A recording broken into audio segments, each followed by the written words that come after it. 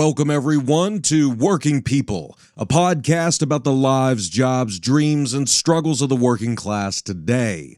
My name is Maximilian Alvarez, and today we are in Gary, Indiana, with an urgent update on the ongoing nightmare tens of thousands of residents are living through after having to survive 10 days without power as of this recording. And we're recording on Saturday, August 22nd. So yesterday, the Associated Press reported this, quote, "In Gary, Indiana, schools remain closed after the deadly August 11th storm downed trees and power lines. Residents turned to social media to find open laundromats and working Wi-Fi, while others sought food, diapers, and cleaning wipes for low-income neighbors. Meanwhile, heavy rains in central Ohio brought flash flooding that covered roadways Thursday morning in Columbus, the state capital, where emergency crews rescued motorists from stranded cars and saved a 12-year-old boy who was swept off a bridge. Northern Indiana Public Service Company said that 68,000 customers were still without power as of Thursday morning, the majority of them in Lake County besides the Illinois border. The utility said it has restored power to 306,500 others since August 11th, but power is not expected to be fully restored until Tuesday in some places, including Gary," end quote. Like Baltimore, Gary is a majority black town that has been through and is going through a lot. And it is frankly a national disgrace and a moral outrage that it isn't a bigger news story and a national emergency that an entire chunk of the country and tens of thousands of our neighbors have just been living in darkness for 10 days and counting. And the stories that I've been seeing and hearing from working people in Gary are so strikingly and unbearably similar to the stories that I've been seeing and hearing from working people in Cuba who are being strangled by the oil blockade imposed by our own government. It is all just devastating and horrifying, and it's unacceptable. And working people are being crushed and abandoned, and they need help. And people in and around Gary, Indiana need help right now. And I'm really grateful to be joined today by three guests who are going to help us understand what is happening, what is and isn't being done, and what you can do to help. Please introduce yourselves to our listeners and tell them what is happening, what you are seeing around you, what you and your community need, and what they can do to help. Hi, good afternoon. My name is Frida Graves. I'm a lifelong resident of Gary, Indiana. I am Director of Foodless Medicine for Faith CDC and a member of Progressive Community Church. What I see going on and what I feel went on, this is unprecedented. We've never had this kind of damage from the Derecho tornado that hit, the land-based tornado that hit. For my prospect, there are certainly things that could have been done to prepare ourselves for this kind of weather event that we felt was coming. For our part, our church is solar. So at our point, we knew that at some point, and we have a solar backup battery. We've been fearing that for 10 years because we knew at some point, as the weather changed, the weather events were going to get worse and worse. And we've been speaking about this for years, probably to deaf ears. But some people pay attention, the environmental people pay attention, but the people that need to pay attention and make some changes could have previously done so had they listened. But right now, I'm not saying we're the end all be all. But I am saying that there's some things that we could have done to prepare ourselves a little bit better. Now, as for the second part, with the trees down and the poles down, I definitely think NIPSCO could have did a better job over the years of maintaining some of that. Some of this could have been avoided with some maintenance and paying attention. We have Gary was named Tree City several times. So that lets you know how many trees we have and how many old trees and how many trees that are native and not native. I do think some of this could have been possibly avoided had NIPSCO over the years maintained it and kept up with what was going on, cutting down the trees that need to be cut down and maintaining the wires and the base.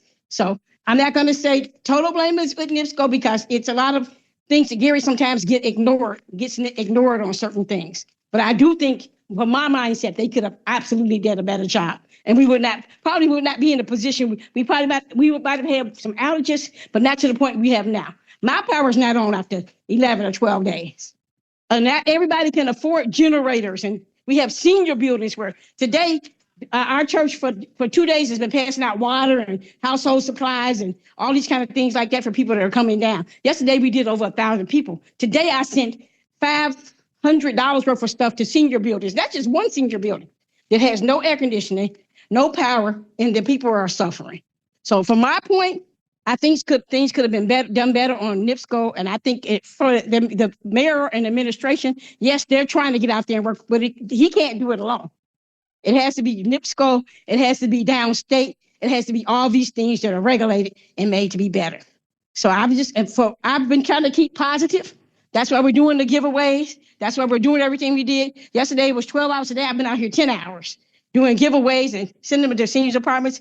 So because all of us are coming together here, churches, faith-based organizations, people are coming together. That's what's made everything better. That's why we maintaining our positive spirit, because people are coming together and moving together and working together.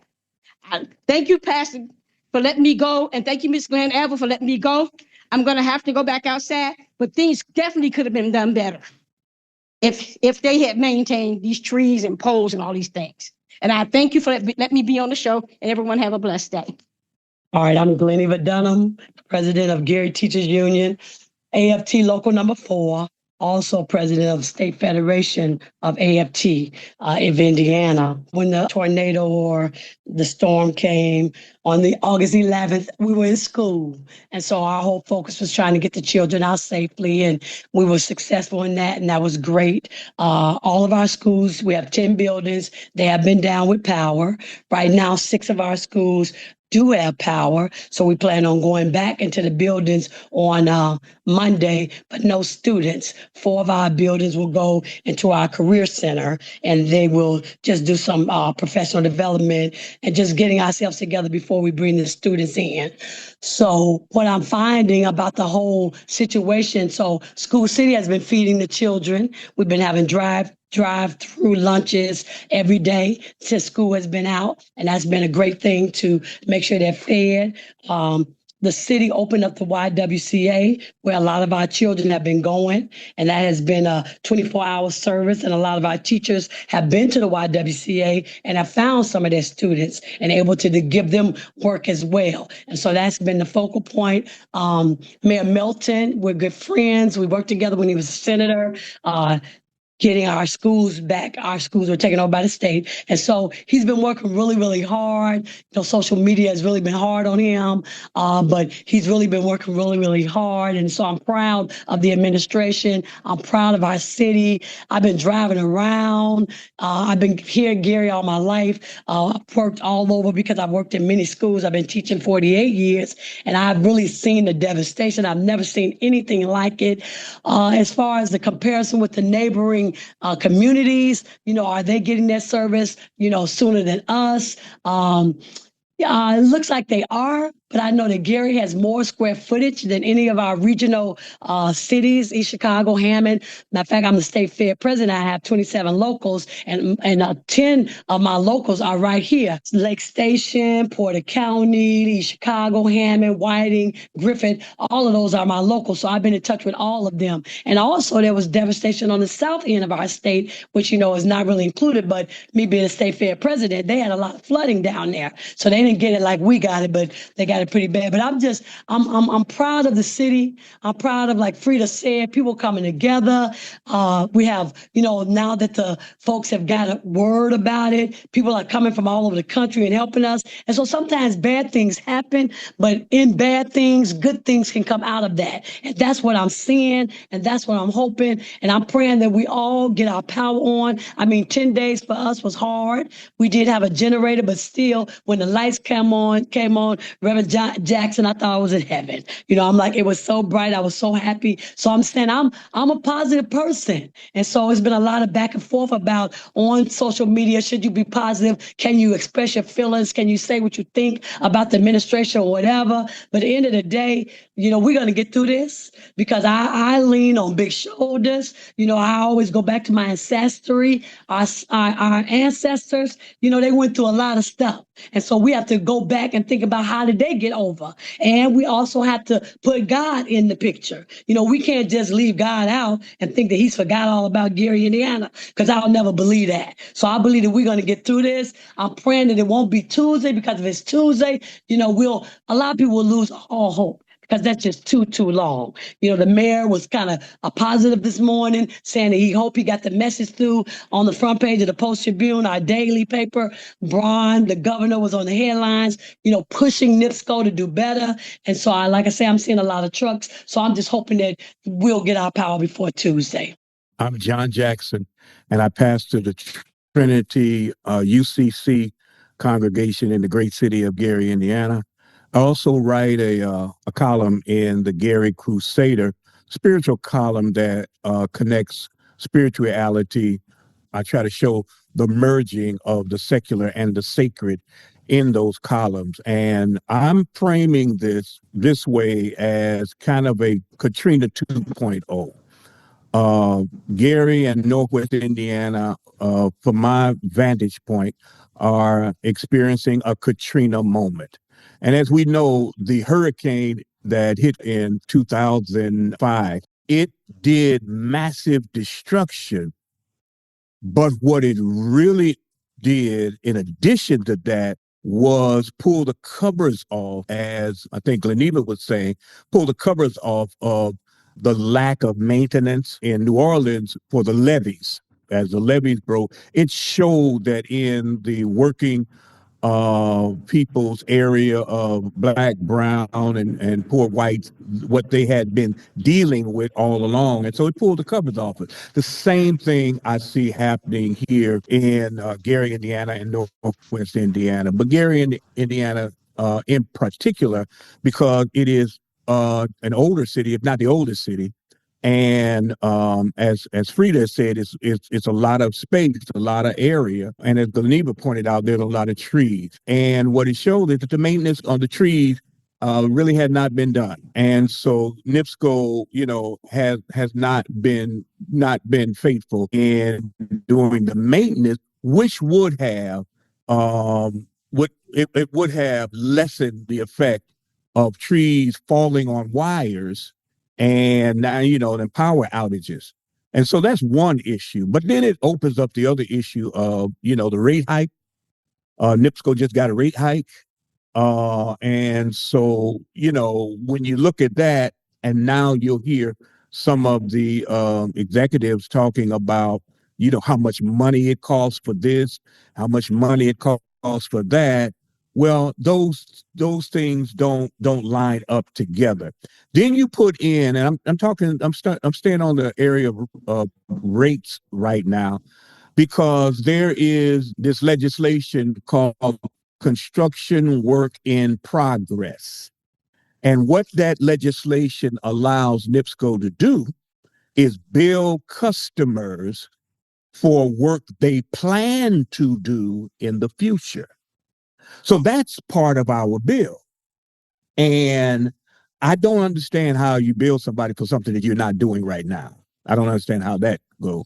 The other part is that if a tree falls on the wire and the wire connected to your house pulls your meter out, my understanding is that the resident has to hire an electrician to affix and get that meter back. Then NIPSCO comes out, connects the power. There's some disconnect here. There's some problem here. And with that, in this time, there are not all electricians, but there are some that see the opportunity to gouge people. So there's a need for electrical engineers and electricians who are honest and who will take care of that. And in fact, is really NIPSCO's responsibility, in my humble opinion. I was in a meeting that good Mayor Melton had called on Thursday with a couple of NIPSCO executives, the president of NIPSCO, and I think the vice president or something of nice source. And so he had leaders in the community, political leaders, religious leaders, grassroots persons, civic organizations were in the room. And so one of the things that was said by the NIPSCO executives is that, they are not coming on, your property to trim the tree. And my thought was, well, if I give you permission to do that, you should be doing that ahead of time. But when the tree falls on the wire, you got to come in there anyway, right? So these things have exacerbated this moment where you have people who have been sitting, my church is still without power. People have been sitting in hot homes and apartments for 11 days now. And when the first estimates of restoration came out, Gary wasn't on the list. Now, this is in conjunction with a tornado that came through in June that did massive destruction. And a lot of the same things were happening, that we're experiencing now. So there are people that have been recovering from that. And then you have this now and this extended, delay in restoring power. There is just, I know that ComEd in Illinois has more people, but still, I don't understand why Gary is always last on the list to get restored. So after the meeting Thursday that Mayor Melton had called with the executive, then they said that very night, we're going to put a new list of days and times for power to get back on. Once again, Gary's last on the list with the prospect of being restored on Tuesday. Why does Gary always have to take the back seat for other areas? And knowing that it's an older city and the infrastructure needs restoring, how come the infrastructure was not taken care of 5 years ago, 3 years ago?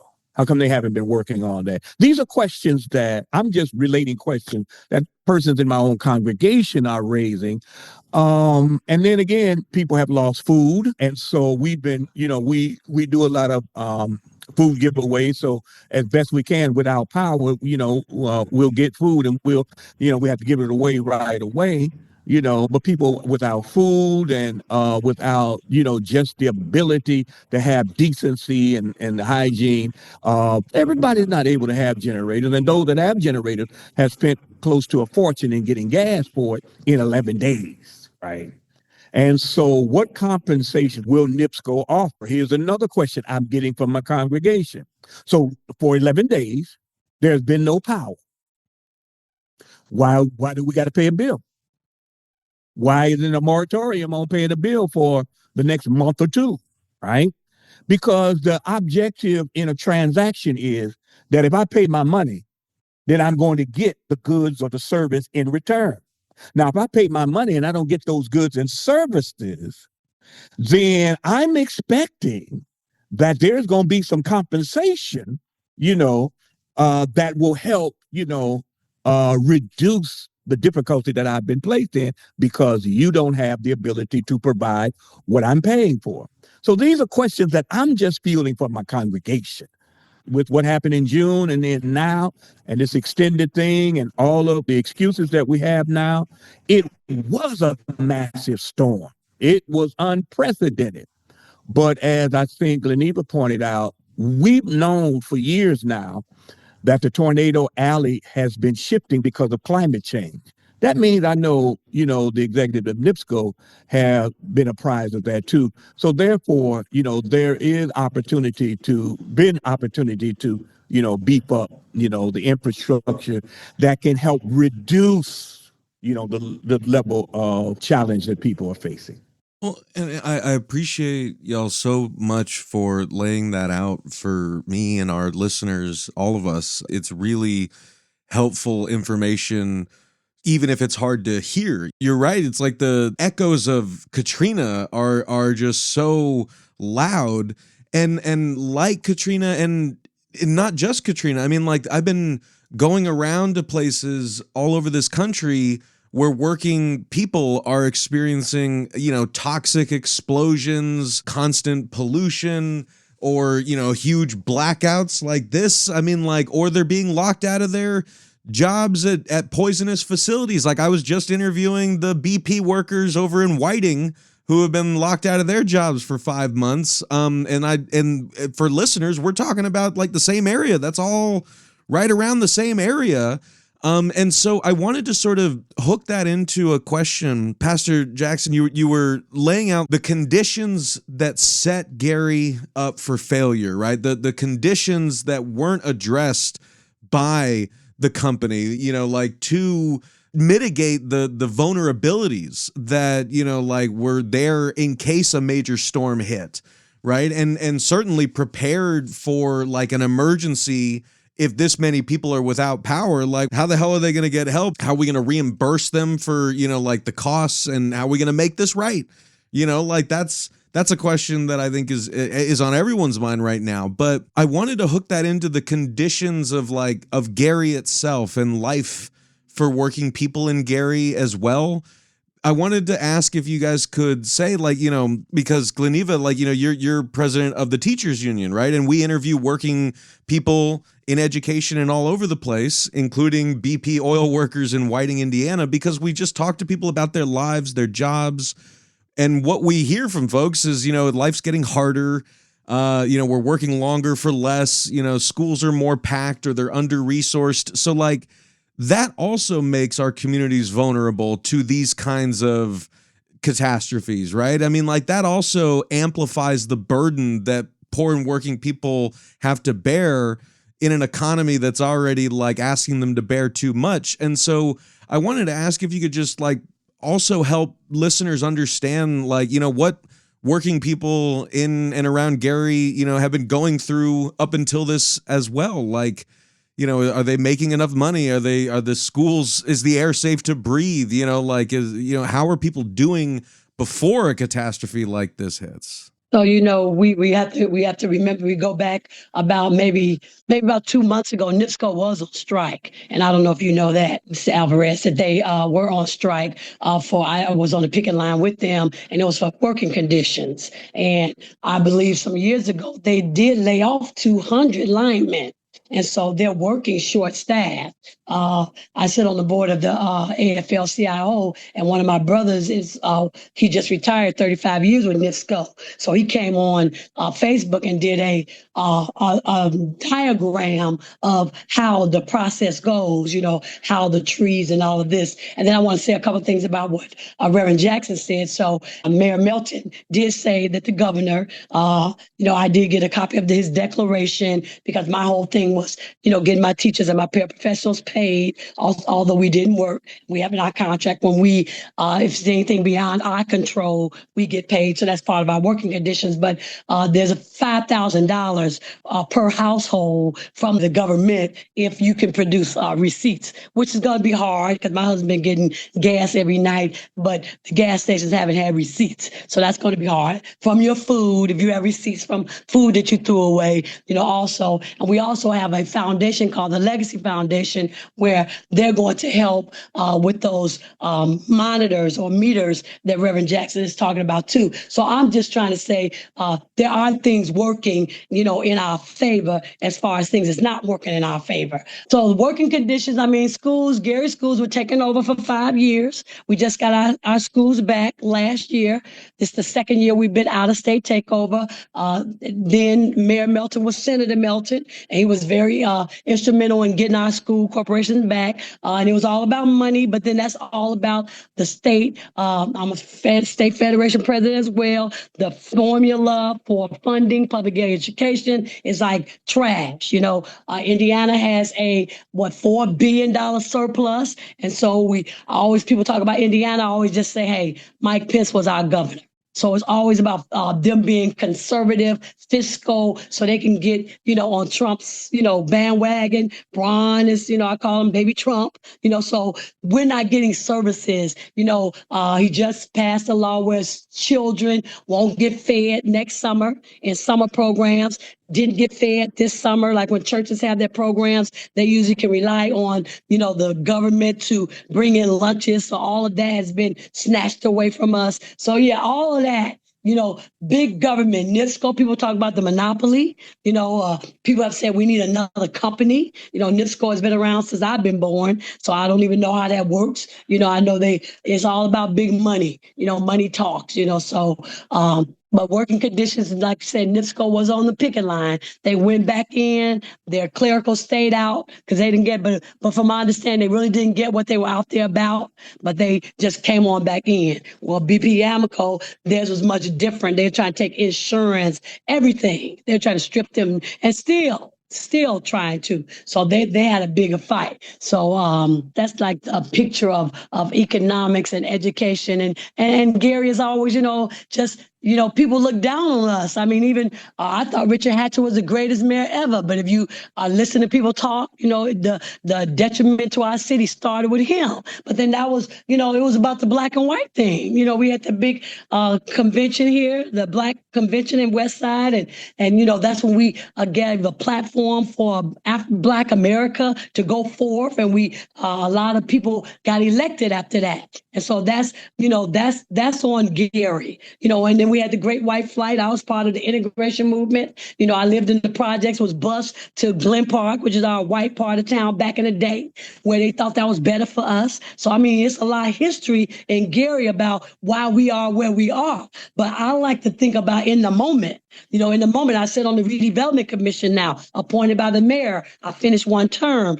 We have a lot going on. I hate like this happened, but I just see it as a bigger picture. We have Glenn Robinson, one of our NBA players. He just donated $100,000. He did not cancel the Jackson weekend. So I'm sure they're coming in town. I mean, we had the premiere of that movie here. So that second generation of Jacksons are friends with our mayor. So I can't, being a union leader, I have to look at it on a positive because I deal with kids. I taught kindergarten for 31 years. So you have to be positive. And so that's where I am. And I get it. I know the history of Gary. I know Hurricane Katrina. I saw all of that. And so, but still, where I sit, I have to think that better days are coming. We're going to get through this because I've never seen what I've seen. I've never seen all these people coming together. An 18-wheeler truck out of Tree of Life. My husband just left from over there. And people on Facebook saying what they got, Pampers and all that. I mean, lay people, a lot of my teachers who got little organizations, nonprofits,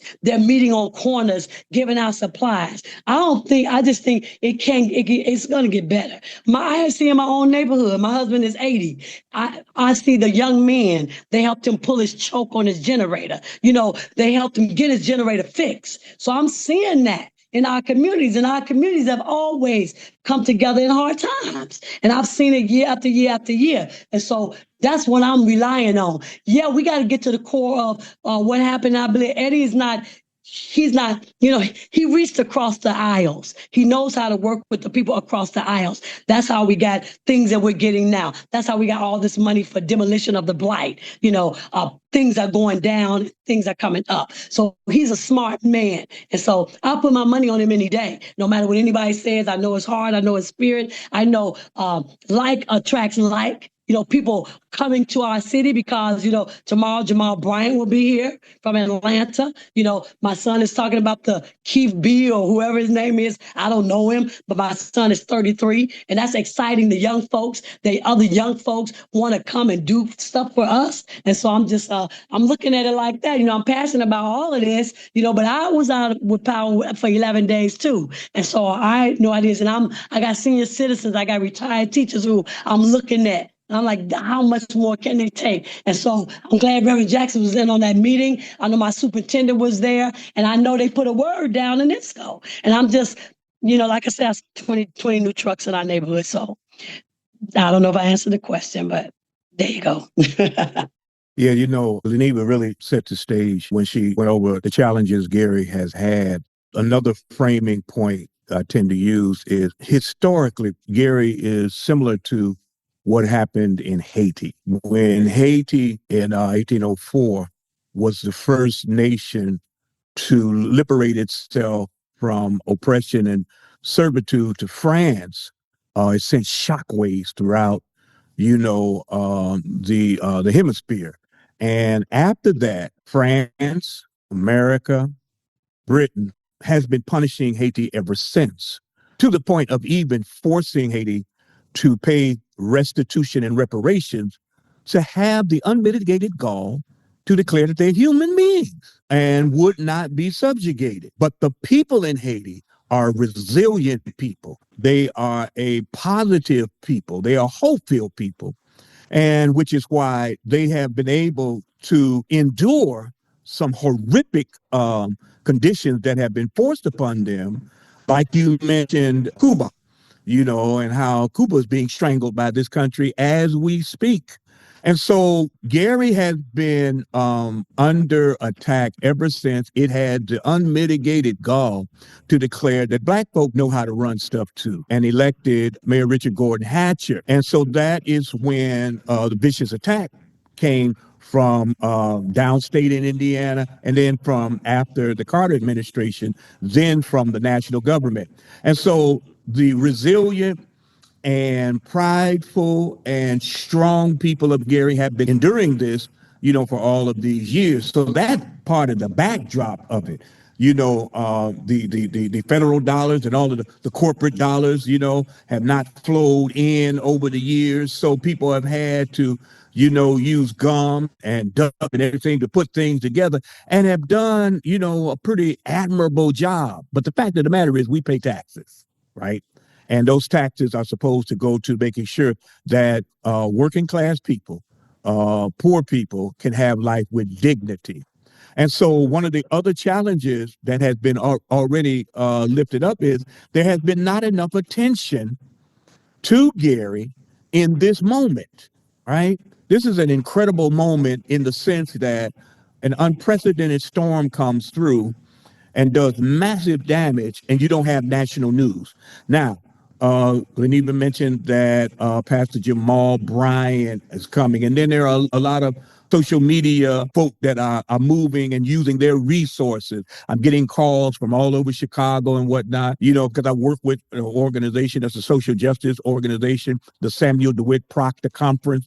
And so there's mobilization among people, grassroots organizations, everyday people, residents, helping their neighbors get through, cutting down trees, so that they can get it off of people's cars and help folk, get the trees off their houses as much as possible, getting the streets clear as much as possible. Of course, folk do this in crisis, because of their resiliency and their strength and their love for living and humanity. But the fact of the matter is we shouldn't have to bear this burden like this, right? We shouldn't have to bear the neglect that has happened. It's not just NIPSCO, it is broader than that. And the line workers for NIPSCO, the people that are going out, getting on the polls and all of that, these people are working hard. They're working, so it's not about them. It's about the institution itself, right? Because what we're talking about is institutional. You were talking about predatory capitalism, these things, right? So that's why, from this spiritual, as a pastor vantage point, I see my faith as a follower of Jesus Christ, who also was a community organizer, right, against the empire of Rome, so that he could create an alternative community against the predatory nature of the Roman Empire, which had created society, of oppression for people, extracting from them profit and not caring about people. And so this is where the vantage point that I come from, and therein is the hope, because people are going to resist. People are going to build. People are going to help each other get together. But my focus is, okay, the lights are going to come back on. We can't go back to business as usual. And a lot of people, all of us, you get happy when the light comes on. And again, that's another metaphor for the light of our faith, right? We get joy when the light comes back on, but the light also brings heat. And that heat then has to be applied so that we don't get to this point again, so that, we can have a utility company that works better for the people. Now, I really hope that the executives have been listening and hearing the people so that they can take back the changes that need to be made. We'll see. But we have to not allow the moment to just die down. We got to keep pushing so that Gary can get the attention and the resources and the work that needs to be done so that, again, there's going to be another storm. It could be another storm in another few days, right? We are in this season of storms. Now, if things go the way they have been going, we're going to do this again. And this is something we can't do. It shows again, the cover's off, that, there's some stuff that needs to be done to strengthen. So one of the executives, because the question was asked, well, how come the lines are not underground? There are places in Northwest Indiana where the lines are underground. They experience less, outages than other places where the wires are on top of the ground. Well, the executive said it costs 10 times more to do that than to do what they're doing right now. I understand that, but NIPSCO is recording record profits. I'm gonna leave it at that. Well, and I'm not, because I'm like, they're recording record profits and they're saying like it's costing more to put the lines underground. And what they're also saying is that cost is less tolerable to us than the cost of tens of thousands of people going 2 weeks without power. That is what they're saying, is the costs, they could pay that cost, but they would rather working people, poor people, regular people bear that cost ourselves of their negligence. We are bearing the costs, not just of their negligence, but of their profits. Those profits come at our expense. I don't know if you could get a more clear-cut example than this. Record profits for the same company, while people that pay for their service are left without power for 10, 11 days and counting. But so sorry, I'm just so fired up and frustrated about all of this. I was even gonna say, well, we got to wrap up, but no way we can wrap up and on that, because I wanted to give y'all just one more chance to hop in, because I appreciate you so much for your time.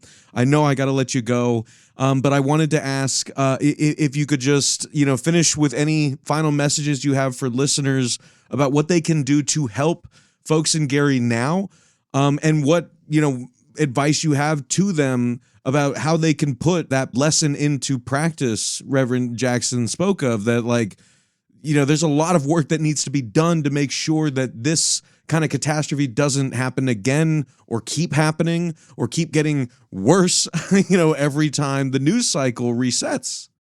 I just want to say, if this is going to our Gary residents, first and foremost, we have to vote. We have to vote. Our voting record is, dismal. So we have to get involved. We can't just wait until crisis and things like that to want to come out. We have to get involved. We have to go to the meetings. We have activists like Carolyn McCready herself, who they have meetings all the time, and they call the NIPSCO execs to the meetings. And those meetings are not attended by the people who are in line right now. And I know sometimes it's hard to get to meetings and stuff, but we have to become aware of what's going on to us. So when we just got to put our voice out there. That's number one.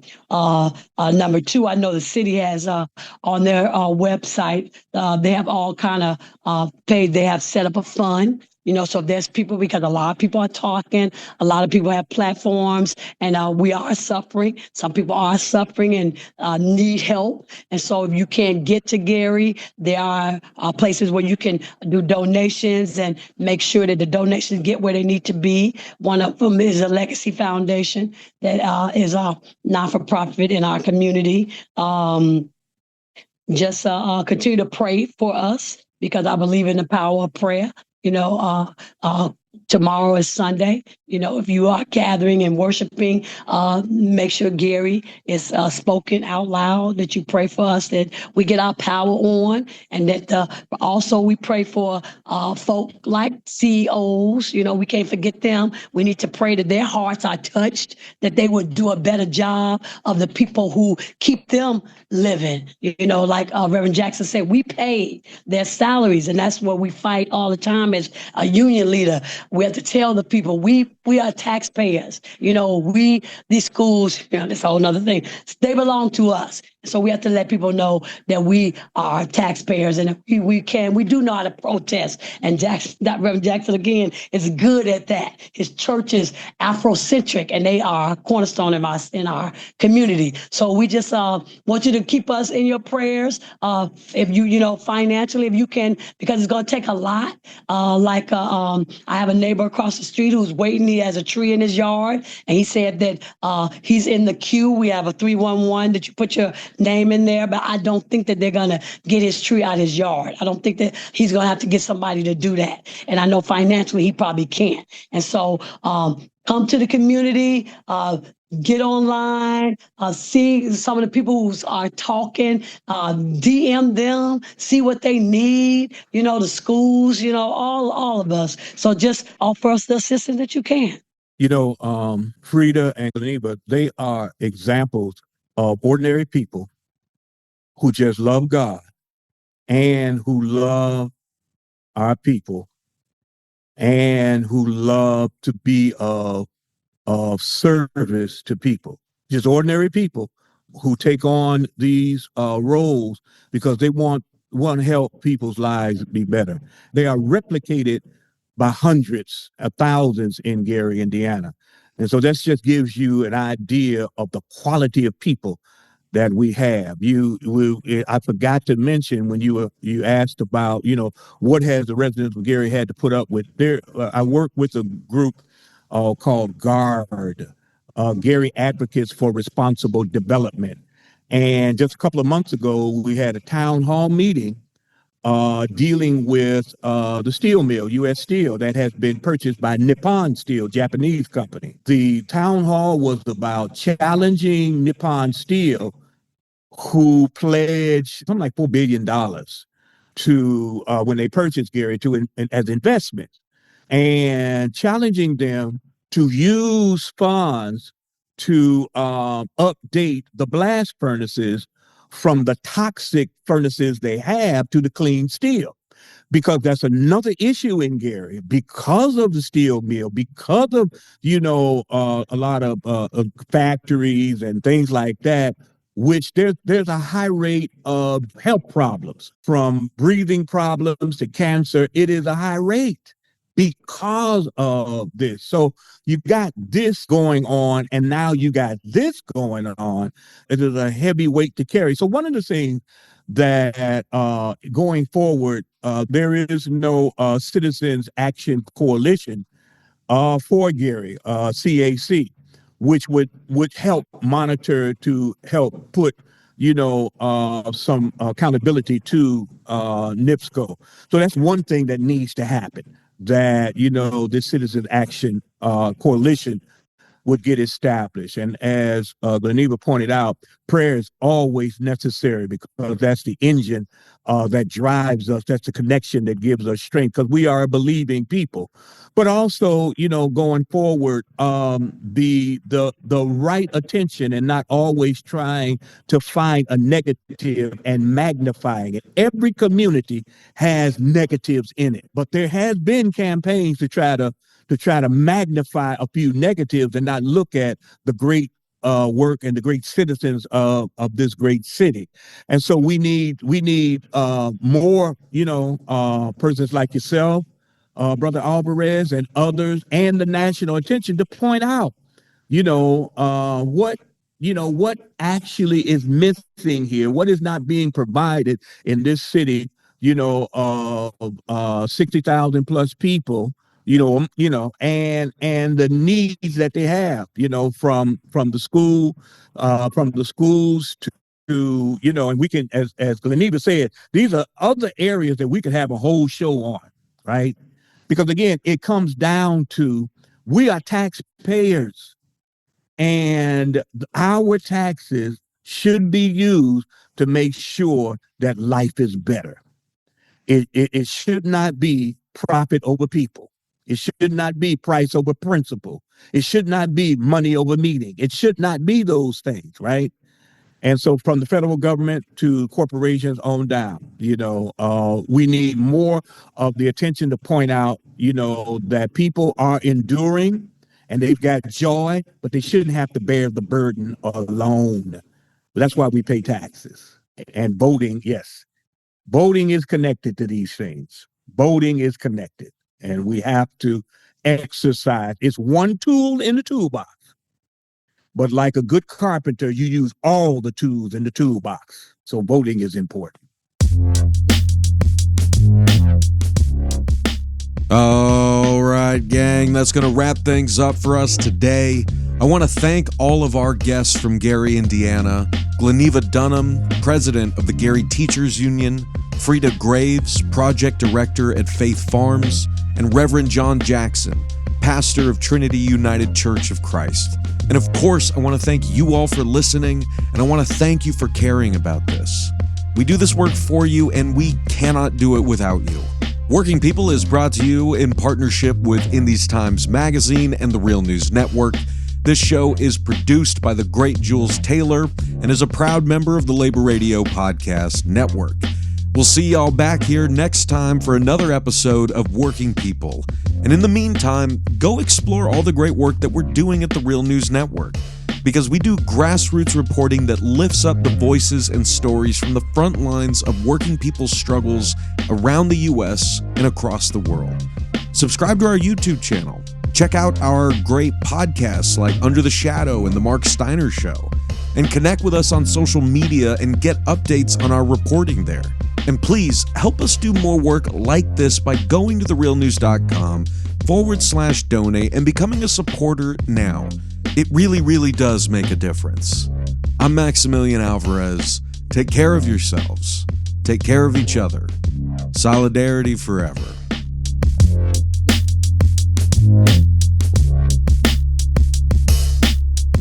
When my face you no longer see, I live on, yes, I live on.